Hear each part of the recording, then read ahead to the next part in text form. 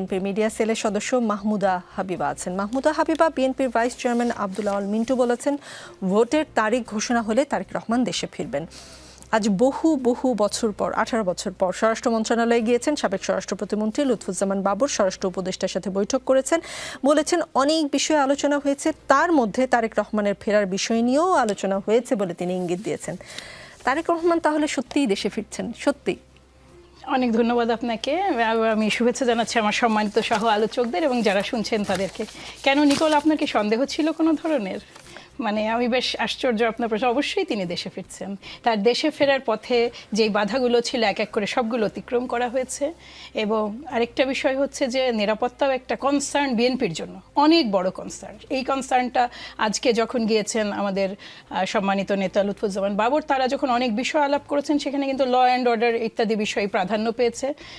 আমরা তো দেখেছি যতটুকু পত্রপত্রিকায় এসেছে সেই অনুযায়ী আমরা জানলাম যে বিশেষ করে একটা শিল্প গ্রুপের সাথে ভারতে যে আপনার আলোচনা ফাঁস হয়েছে, নানা ধরনের মানে ষড়যন্ত্রমূলক কর্মকাণ্ড বাংলাদেশে হওয়ার জন্য আওয়ামী লীগের সাথে গ্রুপের যে সেইটা নিয়ে একটা তাদের ডিসকাশন ইস্যু ছিল উদ্ধার না হওয়া অস্ত্রগুলো।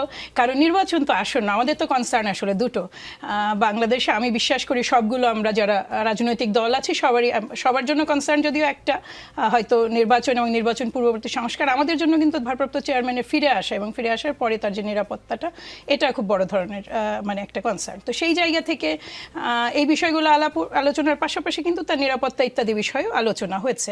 আমাদের স্থায়ী কমিটির সম্মানিত সদস্য ডক্টর জাহিদ কয়েকদিন আগেই বলেছেন যে কয়েক সপ্তাহের মধ্যেই তিনি দেশে ফিরছেন। কাজেই আপনি নিশ্চিত থাকেন। আমি এটা আসলে খুব আনন্দ নিয়ে বলি, খুব প্রাউডলি বলি যে সম্মানিত ভারপ্রাপ্ত চেয়ারম্যানের দেশে ফিরে আসাটা আসলে আমাদের সবার জন্য, শুধু আমাদের সবার জন্য না, বাংলাদেশের জন্য একটা ইভেন্ট, এবং we will love to enjoy that ইনশাআল্লাহ। মাহমুদা হাবিবা, উপদেষ্টা মাহফুজ আলম কি আপনাদের দলে মানে বিএনপিতে যোগ দিচ্ছেন কিনা? কেন আমি বলছি, কেন এই প্রশ্ন করছি, লন্ডন থেকে ফিরেই তিনি আকারে ইঙ্গিতে এনসিপিকে জামায়াতের প্রক্সি দল বলছেন। লন্ডনে কি আপনাদের দলের কারোর সাথে তার বিশেষ কোনো বৈঠক হয়েছে? এখন যেহেতু এটা কোনো পত্রপত্রিকায় দেখিনি, আর লন্ডনে আসলে কার সাথে বৈঠক হচ্ছে কিংবা হচ্ছে না সেটা জানার এখতিয়ারও যে পর্যায়ে আমি আছি দলের, সেখানে না, এবং দলের ভিতরে এটার কোনো আলোচনা নাই। কাজে আমার জানা মতে কোনো মিটিং হয়নি। এর বাইরে তিনি আসলে কি এনসিপিকেই বলেছেন? কেমন যেন উজ্জ্ব আছে কথাটা যেটা বলেছেন সেটা বেশ আমার মনে হলো রোষের সাথেই বলা। ওনার যে বক্তব্যটা আমি পড়েছি, বেশ মানে রোষের সাথেই বলা যে আর মওদুদিপন্থী দলের আমাদের প্রয়োজন নাই। বেসিক্যালি উনি কোন দলটাকে বা কোন প্ল্যাটফর্মটাকে ইঙ্গিত করেছেন সেটা আমার জানা নাই। আর দল হিসেবে উনি যদি কোনো রাজনৈতিক দলে যোগ দেন না নিকোল আপু, তাহলে তো অপশনস আছে কয়েকটাই।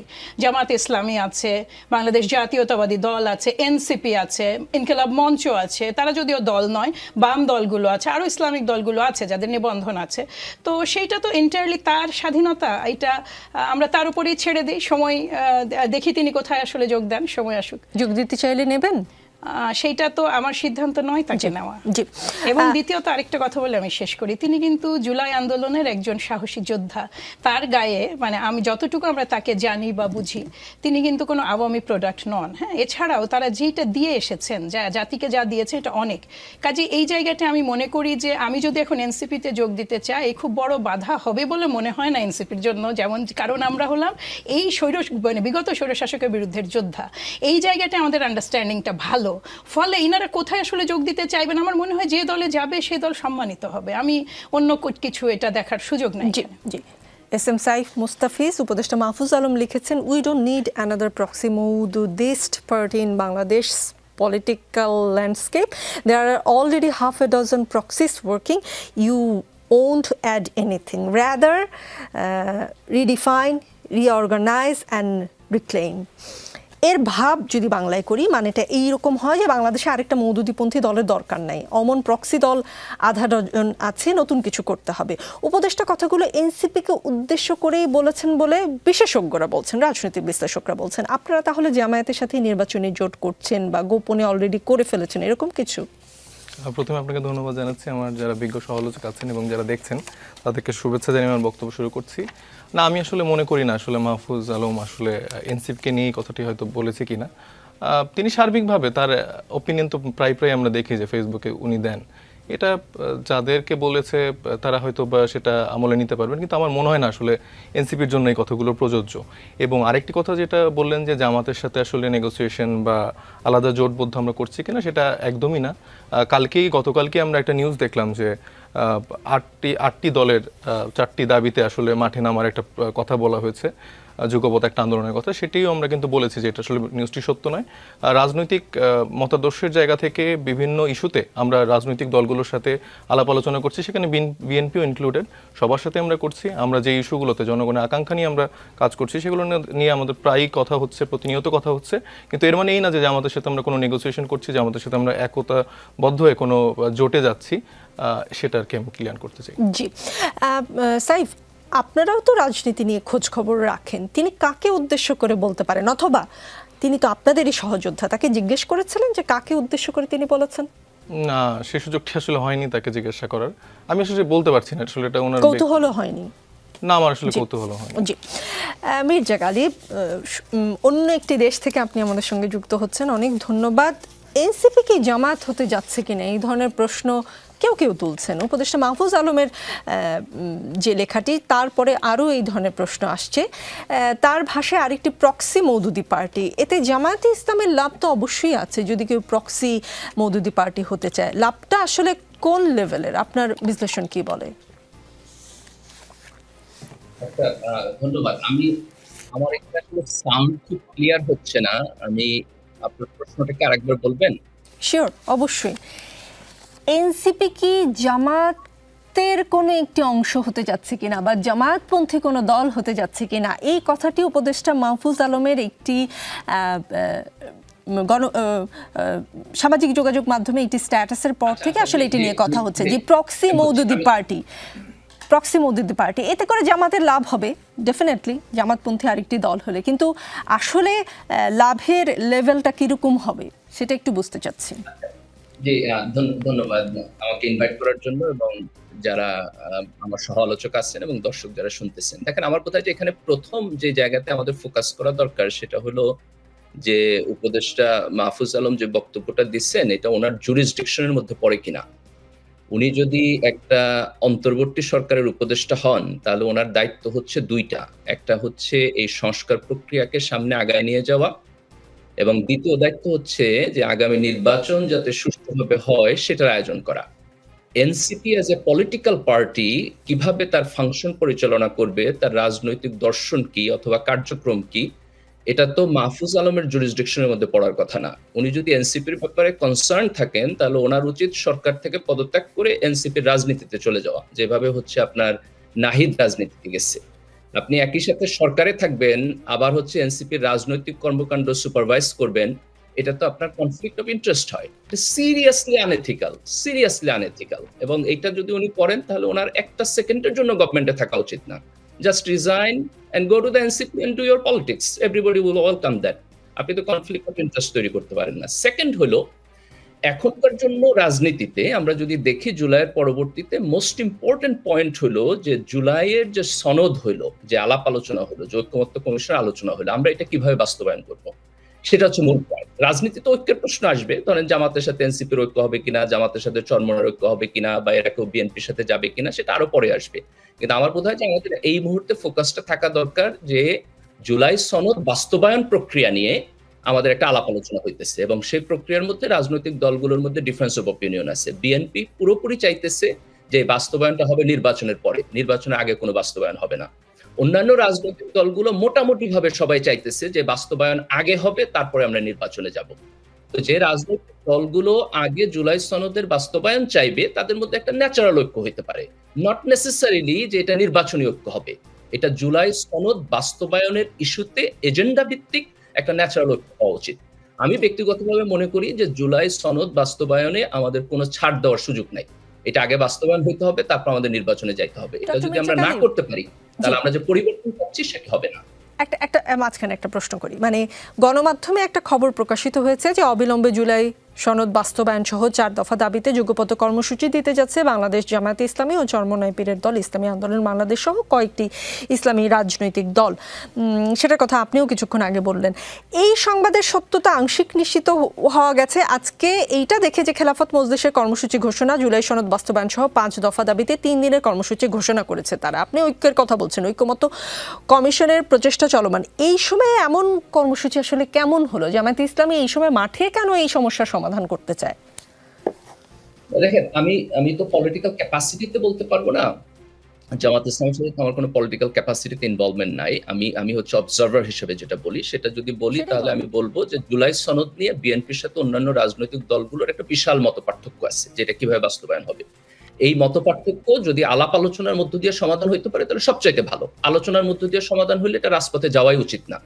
কিন্তু যদি আলাপ আলোচনার মধ্য দিয়ে এটা সমাধান না হয়, তাহলে জুলাই সনদ বাস্তবায়নের জন্য যারা চায় যে আমি নির্বাচনের আগে বাস্তবায়ন করব, তারা একটা প্রেশার হিসেবে পলিটিক্যাল ল্যাঙ্গুয়েজ ইউজ করতে পারে। আমি এটার মধ্যে কোনো প্রবলেম দেখি না। আমি যেটা মনে করি যে এখানে জামাতের একটা দাবি আছে যে তারা চায় নিম্নকক্ষে পিয়ার হোক। এইটার ব্যাপারে কিন্তু জুলাই সনদে সবাই এগ্রি করে নাই। এই কারণে আমি মনে করি জামাতকে এই দাবিটা রাজনৈতিক মাঠে আনা উচিত না যে নিম্নকক্ষে পিয়ার দিতে হবে। এই দাবিটাকে সরায় রাখা জুলাইয়ের সনদ কিভাবে বাস্তবায়ন করতে হবে, এই জায়গায় একটা গ্রেটার ঐক্য আছে অনেকগুলো দলের সাথে। আপনি যদি ঐক্যমত্য কমিশনের আলোচনা দেখেন তাহলে দেখবেন আমার বোধহয় একমাত্র বিএনপি বাদে ইচ অ্যান্ড এভরিবডি অ্যাগ্রিড যে জুলাই সনদ আমাদের নির্বাচনের আগে বাস্তবায়ন করতে হবে। তো সেই জায়গাতে যদি সকল রাজনৈতিক দলগুলো বিএনপির উপরে কিছুটা রাজনৈতিক প্রেশার দিতে চায় যাতে করে বিএনপি রাজি হয় যে আমরা নির্বাচনের আগেই এই সনদ বাস্তবায়ন প্রক্রিয়ায় যাব, আমি মনে করি সেটা দেশের জন্য ভালো, রাজনীতির জন্য ভালো এবং আমাদের ভবিষ্যতের জন্য ভালো। পলিটিক্যাল পার্টি আমি মনে করি যে বিএনপির এই পজিশন রিথিঙ্ক করা দরকার। তাদের উচিত ইন্টারনালি পার্টির মধ্যে আলাপ আলোচনা করা, যাতে করে এটা রাজনৈতিক ফিল্ডে না গিয়ে তারা কিছুটা কম্প্রোমাইজ করে জুলাই সনদ নির্বাচনের আগেই বাস্তবায়নের একটা প্রক্রিয়ার ব্যাপারে তারা একমত হতে পারে, তাহলে এটা দেশের জন্য ভালো হবে। আপনি মনে করছেন সেটা দেশের জন্য ভালো হবে। ডক্টর মির্জা গালিব, আবারও একটু উপদেষ্টা মাহফুজ প্রসঙ্গে ফিরি। জাতীয় নাগরিক পার্টির আহ্বায়ক নাহিদ ইসলাম আবার অন্য একটা কথাই বলেছেন যে সরকার ও উপদেষ্টা পরিষদের ভেতরে মাহফুজ আলমকে অপদস্থ ও হত্যার মৌন সম্মতি তৈরি করা হয়েছে। এই সরকার ও উপদেষ্টারা মাহফুজদের যথেচ্ছ ব্যবহার করে এখন মৃত্যুর মুখে ঠেলে দিচ্ছে। তিনিও সামাজিক যোগাযোগ মাধ্যমেই কথাগুলো বলেছেন। যে উপদেষ্টা পরিষদ গঠনে ছাত্রনেতাদের ভূমিকাই প্রধান ছিল, তাদের বিরুদ্ধে এমন অভিযোগ আসলে কতটা যৌক্তিক? আর কেনই বা মাহফুজ আলমকে সরকারের উপদেষ্টা পরিষদের ভেতরেও কেউ এমন চাইছে বলে মনে করছে? আপনি কি সরকারের উপদেষ্টা পরিষদে ক্ষমতা, প্রভাব, আর্থিক স্বার্থের কোনো দ্বন্দ্ব দেখেন? এসবের কি ইঙ্গিত এই স্ট্যাটাস দেয় কিনা? আমাকে বলতেছেন? জি মির্জা গালিব, আপনাকেই বলেছি। ধন্যবাদ। আমার মনে হয় এই বক্তব্যটা আসছে দুইটা জায়গা থেকে। আমরা খুব রিসেন্টলি দেখছি যে মাহফুজ আলম যখন আপনার মার্কিন যুক্তরাষ্ট্রে আসছেন, তখন এখানকার স্থানীয় আওয়ামী লীগের যারা আছেন তারা হচ্ছে তিনি যেখানে ছিলেন সেখানে বিক্ষোভ করছেন এবং তাকে শারীরিকভাবে অপদস্থ করার চেষ্টা করছেন। ঠিক একই ঘটনা আমরা দেখছি লন্ডনে। তো এই দুইটা ঘটনাতে সরকারের দিক থেকে তার নিরাপত্তা, তার যেই স্কেজুল, এটাকে যথেষ্ট পরিমাণ অর্গানাইজ করার ক্ষেত্রে আমরা ঘাটতি দেখছি। এবং এখানে মনে হয়েছে যে মানে মাহফুজ আলম একজন ব্যক্তি হিসাবে এটাকে অ্যাপ্রোচ করতেছেন এবং টোটাল সরকারের মেশিনারি এবং সরকার এইভাবে যেটাকে প্রোটেক্ট করা উচিত সেভাবে এটা প্রোটেক্ট করতেছেন না। আমার বোধহয় এই অবজারভেশন থেকে নাহিদ আলম এটা বলছেন। আমি ইন্টারনালি ভিতরের খবর জানি না, কিন্তু আমি যতটুকু দেখছি সাদা চোখে, তাতে আমার কাছে মনে হয়েছে যে নাহিদের এই কথার মেরিট আছে এবং এটা মনে হইতেছে যে মাহফুজ একা আওয়ামী লীগের সামনে অসহায়ভাবে দাঁড়ায় আছেন। এটা আমাদের জুলাইয়ের যে স্পিরিট সেটার জায়গা থেকে ঠিক না। আমি একটু আগে মাহফুজের আনপ্রফেশনাল আচরণের সমালোচনা করছি, এটাকে আমি আনএথিক্যাল বলে মনে করি, কিন্তু দ্যাট ডাজ নট মিন যে জুলাইয়ে তার যে কন্ট্রিবিউশন আমরা সেটাকে অস্বীকার করব অথবা এই কন্ট্রিবিউশনকে আমরা তাকে আওয়ামী লীগের সামনে এককভাবে ছেড়ে দিব। এটা উচিত না। আমাদের সবার উচিত এই জায়গাটাতে আমাদের পজিটিভ কন্ট্রিবিউশন রাখা। জি, এস.এম. সাইফ মুস্তাফিজ, নাহিদ ইসলাম আরও যেটা লিখেছেন যে গণ অভ্যুত্থানের অন্যতম কেন্দ্রীয় চরিত্র অন্তর্বর্তী সরকারের উপদেষ্টা মাহফুজ আলমের উপর লন্ডনে হামলার চেষ্টা হয়েছে। এর আগে আমেরিকায় হামলা অপদস্থ করার চেষ্টা হয়েছে। বারবার মাহফুজ আলমের উপর আওয়ামী ফ্যাসিস্টদের হামলা, কারণ মাহফুজ আলমই টার্গেট। পরবর্তী ধাপে আমরা প্রত্যেকেই টার্গেট হব। আমরা জানি আমাদের জন্য কি অপেক্ষা করে আছে। গোপালগঞ্জে ফ্যাসিস্টদের নৃশংসতা আমরা দেখে আসছি। মাহফুজ আলমের উপর হামলার মৌন সম্মতি যারা তৈরি করছে তারাও ভুগবে ফ্যাসিবাদ বিভাজনের রাজনীতি করে। মাহফুজ আলম গণ অভ্যুত্থানের পরে অন্তর্ভুক্তি এবং দায় ও দরদের রাজনীতির কথা বলছে, কিন্তু বাংলাদেশ সেই পথে হাঁটে নাই। বাংলাদেশ যে সেই পথে হাঁটে নাই মুস্তাফিজ, কার দায়িত্ব ছিল দেশকে সেই পথে হাঁটানোর? অভ্যুত্থানের পরবর্তী সময়ে পুরো দেশ কিন্তু অভ্যুত্থানের সামনের সারির যে তরুণ তাদের উপরে আস্থা রেখেছিল, তাই না? তাহলে মানে ব্যর্থতার দায় তো আপনাদের কাঁধেও আছে নাকি? ডেফিনেটলি আমাদের কাছে ব্যর্থতার দায় আছে এবং সেটা আমরা স্বীকার করি।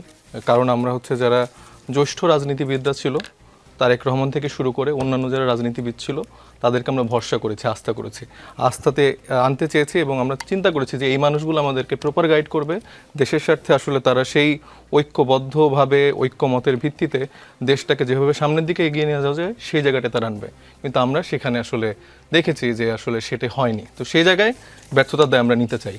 এবং আমি আরেকটা বিষয় উল্লেখ করতে চাই যে নাহিদ ইসলামের যেই স্ট্যাটাস এবং মাহফুজ আলম সম্পর্কিত যে কথাটি এসছে, এটা শুধুমাত্র মাহফুজ আলমের উপরে নয়, অভ্যুত্থানের যে চরিত্রগুলো আছে তাদের উপর আমরা কিন্তু দেখছি যে আসলে প্রতিনিয়ত কোনো না কোনোভাবে হামলা হচ্ছে এবং আওয়ামী লীগ দিন দিন প্রাসঙ্গিক হয়ে ফিরে আসার একটা প্রবণতা তৈরি হচ্ছে। বিভিন্ন জায়গায় আমরা দেখছি যে ঝটিকা মিছিল হচ্ছে, বাইরের দেশগুলোতে তাদের একরকম অ্যাক্টিভিটি, দেশীয় অ্যাক্টিভিটি আমরা দেখছি, কিছু কিছু রাজনৈতিক দলের মাধ্যমে তারা আবার ফিরে আসছে। এখানে আমি কিছু সংস্থার কথাও বলবো, উল্লেখ করবো, তারাও কোনো না কোনোভাবে জাতীয় পার্টি বা এরকম অনেক মাধ্যম দিয়ে আওয়ামী লীগকে ফিরিয়ে আনার চেষ্টা করছে। এবং আপনি যদি আরেকটি বিষয় দেখেন যে ধরেন আওয়ামী লীগ আসলে ফিরে আসলো, ফিরে আসার পরে তারা ধরেন ফাঁসিতে ঝুলানো বা আইনি প্রক্রিয়া যাদেরকে ধরেন ডিরেক্ট মেরে ফেলবে, তার মধ্যে প্রথম নাম্বার 1 এর লিস্টে কিন্তু তারেক রহমান থাকবে না, তার নাম্বার 2তেও কিন্তু জামাতের আমির সাহেব উনি থাকবেন না, তারপর মির্জা ফখরুল ইসলাম আলমগীর, তারপর সালাউদ্দিন আহমেদ, ওনারা কেউই থাকবেন না। এসে ডিরেক্ট নাহিদ ইসলাম, আক্তার, হাসনাত, সার্জিস, মাহফুজ, আসিফ, এই মানুষগুলো এবং এই যে ছাত্র তরুণ যারা আছে সেই মানুষগুলোকে কিন্তু টার্গেট করা হবে। বিএনপি প্রতিনিয়ত বলে যে আমাদের 400 জন, 500 জন, 600 জন ছাত্রদলের নেতাকর্মী মারা গেছে, এরকম বারবার তারা দলীয়করণ করার চেষ্টা করে। কিন্তু আমি বলতে চাই যে তাদের মধ্যে কতজন নেতার ছেলে মেয়ে আসলে শহীদ হয়েছেন? সেই সব সিনিয়র যারা লিডাররা আছেন তাদের প্রত্যেকটা ছেলে মেয়ে সন্তান বিদেশে, তার নাতিপুতিরা বিদেশে আরাম আয়েশে জীবনযাপন করছে, পড়াশোনা করছে এবং দেশের থেকে তারা বারবার বলছে যে হ্যাঁ আমাদের সন্তানরা তো মারা গেছে। তো বারবার এই সন্তানদেরকেই মারতে হবে। এবং এই যে দেখেন 1 বছর হয়ে গেল, তারপরও আমরা আসলে কোনো রকম ঐক্যমত্যে আসতে পারছি না। বিভিন্ন সাংবিধানিক ধারা দেখাচ্ছি যে এইভাবে ওইভাবে এটা হবে না, ওইভাবে হবে না। একটা জুলাই সনদের আইনি ভিত্তিটা যে আমাদের জন্য কতটা জরুরি, এই জুলাই যে মানুষগুলো প্রাণ দিল, যে মানুষগুলো আসলে সামনে থেকে লড়াই করলো, সেই মানুষগুলোর জন্য যে কতটা প্রয়োজন সেটা এখন পর্যন্ত আমাদের যারা সিনিয়র মানে লিডাররা আছেন, বিএনপির যে রাজনীতিবিদরা আছেন, তারা এখনও সেটা বুঝতে পারছেন না। তারেক রহমান সাহেব এখনো বুঝতে পারছেন না। তাদের শুধুমাত্র নির্বাচনটাই চাই, নির্বাচন হয়ে গেলে সব সমাধান হয়ে যাবে, আইনি ভিত্তি, সংবিধান সবকিছু তারা দেখাচ্ছে। কিন্তু এই সংবিধানের ভিত্তির উপর ভর করেই এত বছর যে রাজনীতিবিদরা আমাদের উপর শোষণ চালিয়েছে, সাধারণ মানুষের উপর মানে শোষণ চালিয়েছে, তারা সেটা দেখছে না। এই চাষা, এই শ্রমিক, দিনমজুর, এই মানুষগুলোর সন্তান, এই মানুষগুলোই বারবার প্রাণ দিবে আর এই মানুষগুলো বারবার মসনদে বসবে। এই জন্যই বোধহয় নাহিদ ইসলাম বলেছেন যে এই সরকারের উপদেষ্টারা মাহফুজদের যথেচ্ছ ব্যবহার করে এখন মৃত্যুর মুখে ঠেলে দিচ্ছে। হ্যাঁ, ডেফিনেটলি মানে প্রধান উপদেষ্টা তারেক রহমানের কাছ থেকে দেখা করার পরে আসতে মানে লন্ডনে দেখা করে আসার পর থেকে তাদের মানে সংজ্ঞাই চেঞ্জ হয়ে গেছে। তাদের উপদেষ্টা মণ্ডলীর কাজকর্ম, যে চিন্তা ছিল, যে জনগণের আকাঙ্ক্ষা, যে ম্যান্ডেট নিয়ে তারা রাজনীতির জায়গা থেকে মানুষকে সার্ভ করছিল, সেটা পুরোপুরি নির্বাচনমুখী হয়ে গেছে। জি, কিন্তু নেপালে আবার আমরা অন্য ঘটনা দেখেছি, সেই প্রসঙ্গে আমি একটু পরে আলাপে আনবো। মাহমুদা হাবিবা, গণমাধ্যমের খবর বিশ্লেষণ করে কিছু উদাহরণ দিই। রাজশাহী 6 বিএনপির প্রার্থী হতে চায় 5 জন, জামাতের 1 জন চূড়ান্ত, অলরেডি প্রচারণায় নেমে পড়েছেন। বরিশালে 6টি আসনে বিএনপির মনোনয়ন প্রত্যাশী 30 জন, জামাতের সিলেক্টেড 6 জন প্রার্থী, তারা প্রচারণায় ব্যস্ত। গাজীপুর 2-এ বিএনপির 5-6 জন, জামাতের 1 জনই, তিনিও প্রচারণায় ব্যস্ত। প্রতিটি আসনের চিত্রই এমন, যখন বিএনপির প্রার্থীরা জানেনই না মনোনয়ন কে পাবেন, জামায়াত একদম প্রচারণার মাঠে। জাতীয় নির্বাচন যদি পরীক্ষা হয়, জামায়াতের প্রার্থীরা অলরেডি পরীক্ষার টেবিলে, আর বিএনপি জানেই না আসলে তাদের পরীক্ষার্থী কে। তাহলে বিএনপির পরীক্ষা কেমন হবে? আমি তো প্রত্যাশা করি ভালো হবে। আপনি একটু বাস্তবতাটা বুঝতে হবে। জামাত 300 আসনে আরও 6 মাস আগে তার প্রার্থিতা ঘোষণা করেছেন এবং এমনভাবে তাদের যে প্রার্থী, তাদের তো পরিচিত হতেও তো সময় লাগবে। এই 300 জন প্রার্থী তাদের এলাকায় এমনকি নামও শোনেনি এমন বহু প্রার্থী আছে, 200-র ওপরে, 250-র ওপরে এমন প্রার্থী। আর বাংলাদেশ জাতীয়তাবাদী দলের প্রতিটা আসনে হেভিওয়েট প্রার্থী আছে 3 থেকে 5 জন মিনিমাম। আপনি মানে 3 থেকে 5 জন। আমি এটা দায়িত্ব নিয়ে বলছি, যেহেতু আমি নির্বাচনমুখী রাজনীতি করি, আমার নিজস্ব নির্বাচনী এলাকা আছে, আমরা প্রত্যেকে, এখানে ইন্টারেস্টিং ব্যাপার আছে, আমরা কিন্তু প্রত্যেকে বাংলাদেশ জাতীয়তাবাদী দলের হয়ে এলাকায় যে কাজ করছে, আমরা প্রত্যেকে আমাদের মধ্যে একটা প্রচণ্ড চেষ্টা আছে যে দল আমার কাজ দেখে ইমপ্রেসড হয়ে, আমার অতীতের ত্যাগ দেখে ইমপ্রেসড হয়ে মনোনয়নটা যেন আমাকে দেয়।